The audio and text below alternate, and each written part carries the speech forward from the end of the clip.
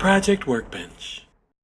One thing I'm really curious about, which this web series brings into focus, is the shift in the Hollywood system. Traditionally, you would have a studio that would back a film, or you'd have executive producers who'd find money, produce a film, get distribution, etc. And what we're seeing lately over the past couple of years is a brand new model, this crowdsourcing model, where you put a thing on the internet that says, please send us your money, and people do.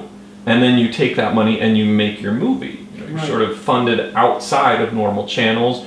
You're sort of not under pressure from a studio to make your movie their way, good or bad, not sure. As someone who's seen the system working for so many years now, do you have any thoughts on this new change in the industry? Is it good? Is it bad? Is it?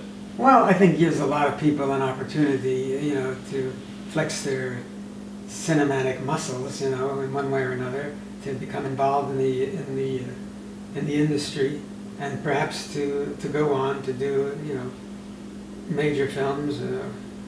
Certainly a departure point that was not available, 30 years ago. I mean, you could make your own movie, but it was so expensive, the film and the camera, the rental of the camera.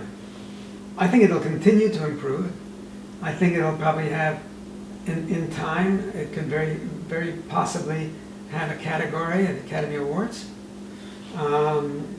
because we have this genius for society, our society, American society, to extrapolate and to build and to develop and to make bigger and better.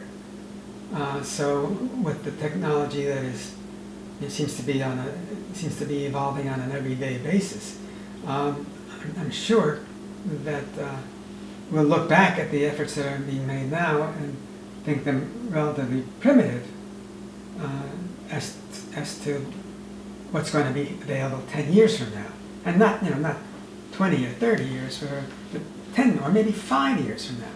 So it's already given itself a stronghold, a foothold, in the business, and and good stuff is going to come out. Good stuff is going to come out.